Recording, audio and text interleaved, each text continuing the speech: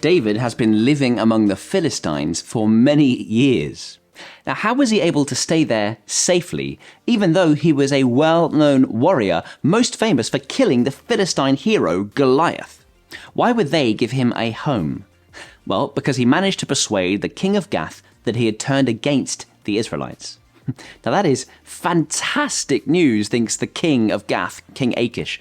David has come to be my servant. And he's taken in by this deception, and he's puffed up by the idea of having a man of David's caliber, a man of his courage and cunning, to come and serve under him, a Philistine king.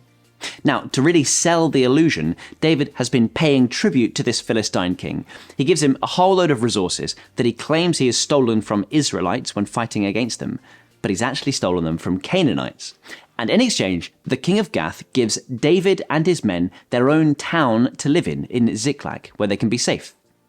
Now, while David must have thought that he had carved out a pretty clever little life for himself, it all changes in chapter 28, when war is about to break out between the Israelites and the Philistines.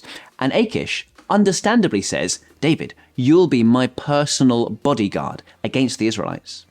Well, now the web of lies has entangled David, and his own destruction creeps nearer. If he refuses to fight, of course his deception will become obvious, and his life will be in danger. Why wouldn't you go and fight against the Israelites when you claim you've been doing that for your own sake for the last year and a half?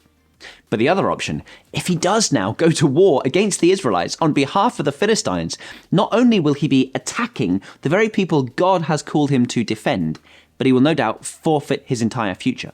They won't have him as their king if he has killed their fathers and brothers on behalf of the Philistines. So what on earth is he to do? In chapter 29, we have a terrifying scene at the start of the chapter where all the Philistine armies are gathering together and David and his Israelite men are in the middle of them. Any of these men could have seen David and just taken their vengeance out upon him, given the number of battles they've seen David engage in on behalf of the Israelites before. There seems to be disaster ahead of David, whatever happens. Can you imagine how trapped he must have felt? This option, you forfeit your life. That option, you forfeit your future. How can David save himself? Well, he can't. That's the truth of it. But God can save him. At his enemy's initiative, he is sent home from the front line, he and all his men. They say, hang on a minute, this is David, the hero of the Israelites, the one about whom they sing their songs. Saul has slain his thousands, and David his tens of thousands. We can't let this man go into battle with us. He can't be trusted. Send him home. Achish, as one of the kings of the Philistines, is outnumbered, he's outvoted by the rest of them. And so he does as he is told. He sends David home. Can you imagine the rush, the relief, the joy of knowing you are spared from a fate that seemed like it was sealed? It looked like there was no way out, but God has made a way. Listen to these words from Psalm 124. Perhaps this psalm was written even about this very moment when David and his men were saved and sent home from the battlefield. Praise be to the Lord, who has not let us be torn by their teeth. Listen. We have escaped like a bird from the fowler's snare. As in, we were right there in the trap, but now we are free. The snare has been broken, and we have escaped. Our help is in the name of the Lord, the maker of heaven and earth. They've been saved.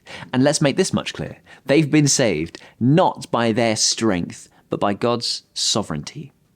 As they begin the trek now back to their temporary town in Philistine territory, some 60 miles or so away from the front line of the battle, you can just imagine what must have filled their minds, the hope of all that would lie in store for them when they finally got home. Home to their wives, home to their children, home to the people and the places that they love. What joy it would be to be home.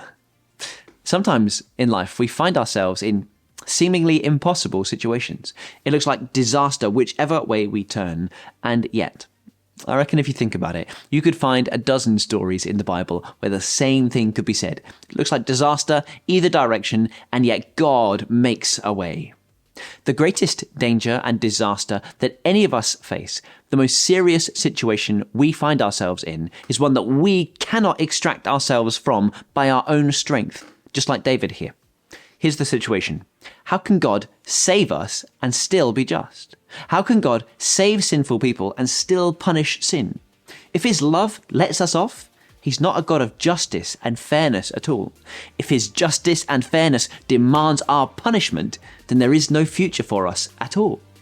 And yet God makes a third way, by his miraculous power, a way in which we can be truly saved and his wrath can be satisfied, his righteousness upheld, his mercy displayed, and his justice done.